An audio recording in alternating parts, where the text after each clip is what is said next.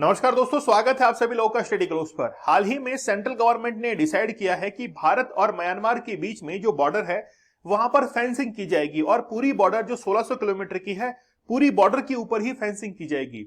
ये डिसीजन इसीलिए लिया गया है क्योंकि 1970 के अंदर फ्री मूवमेंट एक एग्रीमेंट किया गया था बिटवीन इंडिया एंड म्यांमार की गवर्नमेंट के बीच में, और उसमें ये डिसाइड हुआ था कि दोनों की जो बॉर्डर है उसमें 25 किलोमीटर यानी कि 25 किलोमीटर दोनों तरफ जो है वो लोग आवाजाही कर सकते हैं।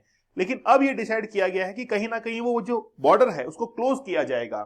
ये बेसिकली इसलिए किया जा रहा है क्योंकि म्यांमार से बहुत सारे सैनिक और वहां के बहुत सारे लोग जो है वो भारत भाग के आते थे, खासतौर पर मिजोरम स्टेट के अंदर। इसीलिए वहां पर अब फेंसिंग की जाएगी। आप लोग को पता होगा कि जम्मू कश्मीर के अंदर सियाचिन ग्लेशियर है, तो सियाचिन ग्लेशियर के वहां पर कोई भी जो है फेंसिंग नहीं है। वहां पर केवल और केवल निगरानी रखकर ही उस बॉर्डर की सुरक्षा की जाती है। वैसे ही म्यांमार और इंडिया की बॉर्डर है, भारत के 4 राज्य जो है वो म्यांमार के साथ में लगते हैं। काफी टेरेन एरिया है, पहाड़ी क्षेत्र है, डेंस फॉरेस्ट है, इसलिए कोई भी फेंसिंग नहीं है। केवल एक नेचुरल वहां पर एक सीमा जो है बॉर्डर लाइन वो बनी हुई है। भारत म्यांमार के बीच में कोई भी फेंसिंग नहीं है। लेकिन अमित शाह जो कि गुवाहाटी पहुंचे थे असम के अंदर, पुलिस पासिंग आउट परेड के अंदर, वहां पर उन्होंने अनाउंस किया कि हम लोग जल्द ही जो है वो भारत और म्यांमार के बीच में एक फेंसिंग उसको कंटिन्यू करने वाले हैं और जल्द ही जो फ्री मूवमेंट एग्रीमेंट है उसको भी समाप्त किया जाएगा। तो centre decide to fence Myanmar border, Shah ने जो है वो रिसेंटली अनाउंस कर दिया है। सबसे पहले हम लोग ये देखते हैं कि भारत और म्यांमार के बीच में जो बॉर्डर है वो कितने किलोमीटर की है। 1600 किलोमीटर की है। भारत के 4 राज्य हैं, एक तो अरुणाचल प्रदेश है, नागालैंड है, मणिपुर है और मिजोरम है। खास बात यह है कि मणिपुर ने ऑलरेडी ये अनाउंस कर दिया था 2021 के अंदर ही कि हम लोग जो है वो म्यांमार के लोगों को यहां पर एंट्री नहीं देंगे। तो पहले ही मणिपुर की बॉर्डर जो है यहां से क्लोज है। लेकिन मिजोरम के अंदर हर वक्त जो है यहां पर आवाजाही लगी रहती है। यहां के जो मुख्यमंत्री हैं उन्होंने ये चीज कहा कि ऑलरेडी हम लोग 450 लोगों को वापस म्यांमार के अंदर भेज चुके हैं, 450 लोग। लेकिन फिर भी अभी भी हमारे पास में 5000 लोग हैं जो कि और कोई नहीं है, म्यांमार के सैनिक हैं। जैसे हम लोग कहते हैं कि वहां की जो अराकान सेना है उसके 5000 लोग अभी भी भारत के अंदर हैं। हम जल्द ही जो है उनको म्यांमार के अंदर भेजेंगे। देखिए, म्यांमार जो है वो भारत के 4 स्टेट को टच करता है।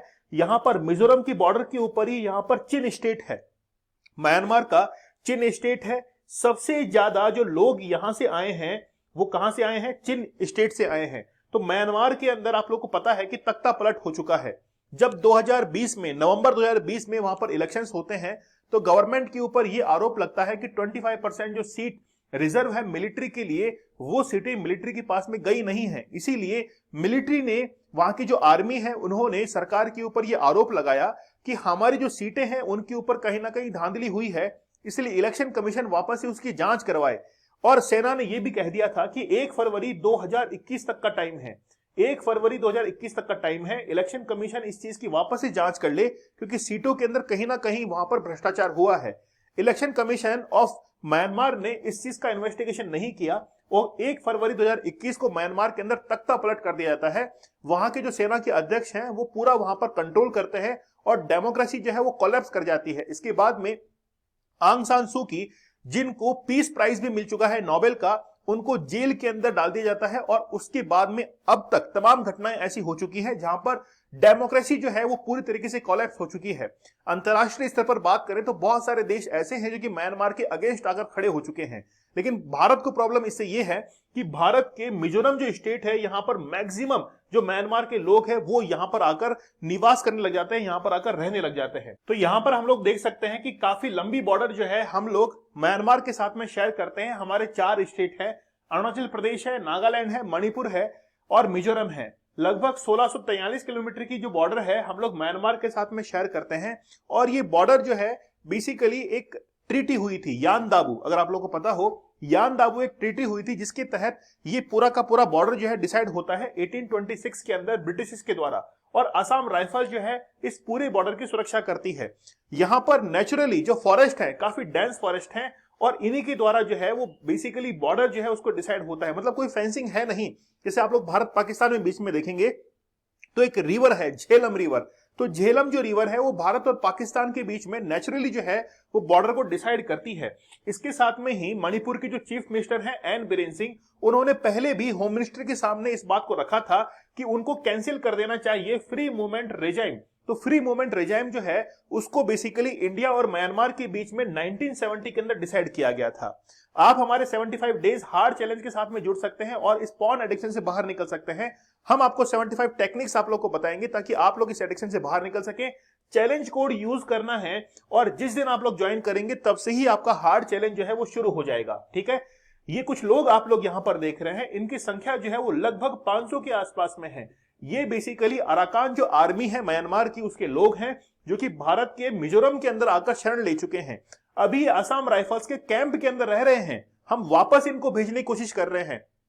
पहले भी हमने बहुत सारे म्यांमार के सैनिकों को वापस म्यांमार के अंदर जो है वो भेजा है। अब देखिए बेसिकली होता क्या है कि ये जो बॉर्डर है तो protected like the Bangladesh frontier, मतलब हम लोग ये चाहते हैं कि ये जो एग्रीमेंट है इसको खत्म किया जाए और भारत बांग्लादेश के बीच में जिस तरीके से फेंसिंग की गई है उसी तरीके से भारत और म्यांमार के बीच में अब जो है वो फेंसिंग की जाए।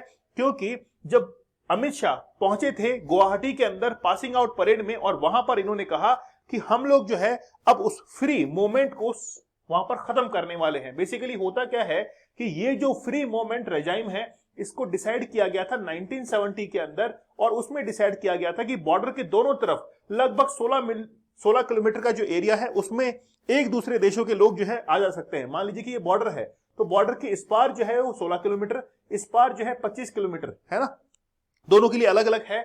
तो 16 किलोमीटर यहां के लोग यहां पर जा सकते हैं, 25 किलोमीटर यहां के लोग यहां पर जा सकते हैं। तो दोनों, अब वो क्या है कि विदाउट एनी वीजा और जो भी 2 वीक्स के लिए यानी कि 14 डेज के लिए एक दूसरे के देश में रह भी सकते हैं। तो सबसे बड़ी प्रॉब्लम यही है कि विदाउट एनी वीजा वो एक दूसरे के देश में रह रहे हैं। मतलब मान लीजिए कि आप लोग म्यांमार जाना चाहते हैं तो 16 किलोमीटर के एरिया के अंदर 2 सप्ताह तक आप लोग वहां पर रह सकते हैं। आप लोग को पता भी होगा कि आज से लगभग 3 साल पहले, 4 साल पहले हमने म्यांमार के अंदर जाकर एक स्ट्राइक भी की थी। वो स्ट्राइक लगभग 40 किलोमीटर बता रहा हूं, इतना अंदर जाकर जो है हमने वहां पर स्ट्राइक की थी और वहां के कुछ लोग यानी कि वहां के जो टेररिस्ट थे उनको हमने खत्म किया था। क्योंकि भारत में आकर उन्होंने जो है वो भारत के आर्मी के कई ट्रक जो है वो उनको उड़ा दिया था, इसीलिए हमने जो है वहां पर स्ट्राइक भी की थी। अब देखिए वाकई में ये शरणार्थी जो है वो बॉर्डर पार करके आसानी से कैसे आते हैं। खास बात यह है कि 25 किलोमीटर और 16 किलोमीटर का ये जो बॉर्डर शेयरिंग है वहां पर आसानी से लोग यहां पे आते हैं। और खास तौर पर चिन डिस्ट्रिक्ट, यानी कि चिन डिस्ट्रिक्ट कहां पर है, म्यांमार के अंदर, और मिजोरम के बीच में काफी गहराई का रिश्ता है। मतलब दोनों के लोग जो है वो आपस में एक दूसरे के पूर्वजों को मानते हैं कि भाई हमारे पूर्वज जो हैं वो कहीं ना कहीं मिजोरम के अंदर रहा करते थे। इसलिए चिन डिस्ट्रिक्ट के जो लोग हैं, चिन स्टेट के जो लोग हैं वो बेसिकली कहां पर आते हैं, मिजोरम के अंदर आते हैं। और यही वजह है कि म्यांमार के बहुत सारे लोग जो है वो भारत के अंदर आते तो है लेकिन वापस नहीं जाते। कई घटनाएं देखने को मिली हैं। लगभग 40,000 शरणार्थियों में से मिजोरम में पनाह ली है, वहीं लगभग 4,000 रिफ्यूजी जो है वो भी मणिपुर के अंदर पहुंचे हैं। तो हम लोग ये चाहते हैं कि बेसिकली ये जो रिफ्यूजीज हमारे भारत के अंदर आ रहे हैं कहीं ना कहीं इनको रोका जाए। इसलिए डिसाइड किया गया है कि अब जो है वो फेंसिंग की जाएगी भारत और म्यांमार के बीच में।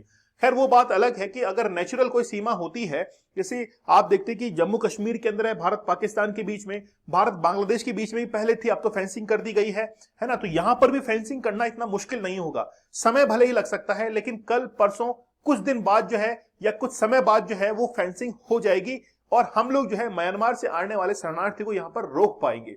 चलिए, आप हमारे 75 डेज के हार्ड चैलेंज को जरूर एक्सेप्ट कीजिए कि आप लोग, अब देखिए आप लोग इस चीज को एक्सेप्ट ही नहीं करते हैं कि आपको एडिक्शन है।